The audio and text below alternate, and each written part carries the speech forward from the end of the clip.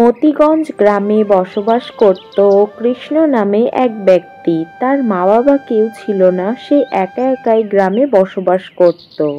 আরে কৃষ্ণ, তুই যে এত পরিশ্রম করিস, এই পরিশ্রমের ফল কি পাবি? তোকে তো কেউই তোয়াক্কা করে না রে।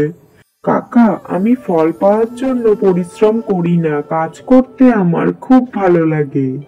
তুই এখন অনেক বড় বড় কথা বলছিস, আগে বিয়ে কর, বউ নিয়ে আয়, তবে বুঝবি পরিশ্রমের ফল না পেলে কেমন মজা লাগে।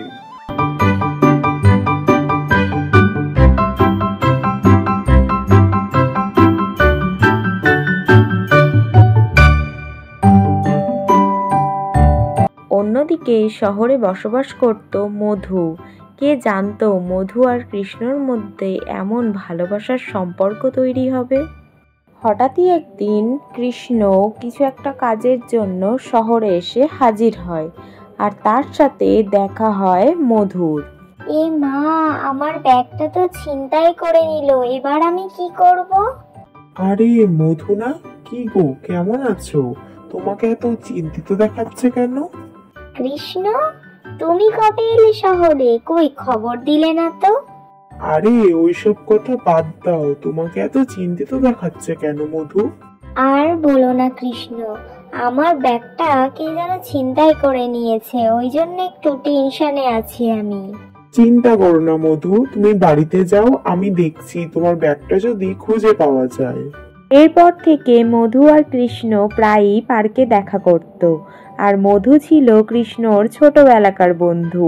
মধু যখন গ্রামের বাড়িতে ঘুরতে যেত তখনই তার সাথে কৃষ্ণর খুব ভালো বন্ধুত্ব হয়। আর এই বড় হওয়ার পরে মধু কৃষ্ণকে ধীরে ধীরে ভালোবাসতে শুরু করে।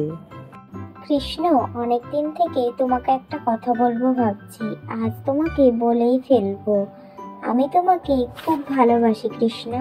কিন্তু মধু, আমি একজন গরিব মানুষ, তোমার বাবার মতন ধনী পরিবারের সঙ্গে আমার মেলামেশা সম্ভব না।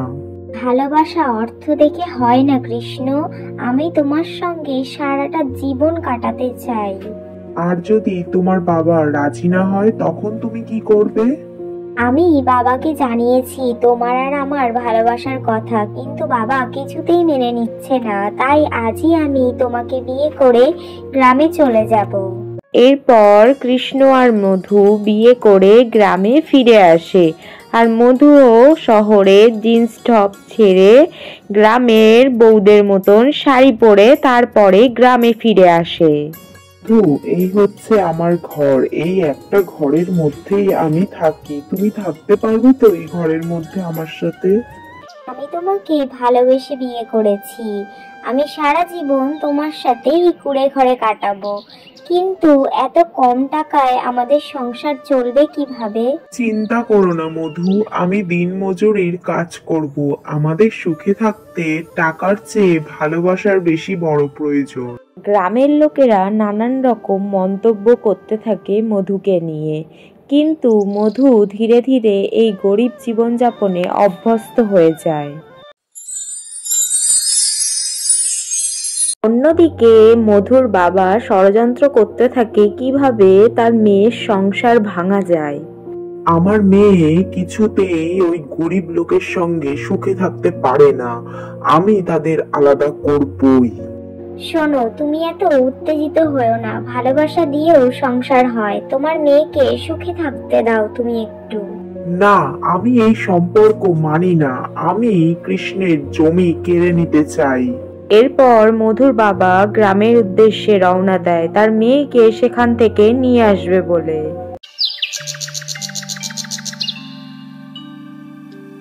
পরের দিন সকালবেলা মধুর বাবা কৃষ্ণের বাড়িতে এসে হাজির হয় আর মধুকে নিয়ে যাওয়ার কথা জানায়। তখনই রামু কাকা, গোবিন্দবাবু, আপনি কিন্তু এটা একদমই ঠিক করছেন না। কৃষ্ণ আমাদের গ্রামের গর্ব, আমাদের গ্রামের সম্মান, ওর জন্য গ্রামের অনেক উন্নত হয়েছে। ও সারাদিন গ্রামের নানান কাজের জন্য পরিশ্রম করে। কৃষ্ণ বাবা আমার, আমি তোমাকে ভুল বুঝেছি, তোমাকে অনেক অসম্মান করেছি। আমার মেয়ের সাথে তোমার সম্পর্ককে আমি আজ মেনে নিচ্ছি। বাবা, আপনি এইরকম করে বলবেন না। আমরা সবাই মিলে সুখে থাকতে চাই। আপনাকে আমাদের পাশে চাই। এরপর থেকে মধুর বাবা তাদের সম্পর্ককে মেনে নিল আর তারা সুখে শান্তিতে সংসার করতে লাগলো।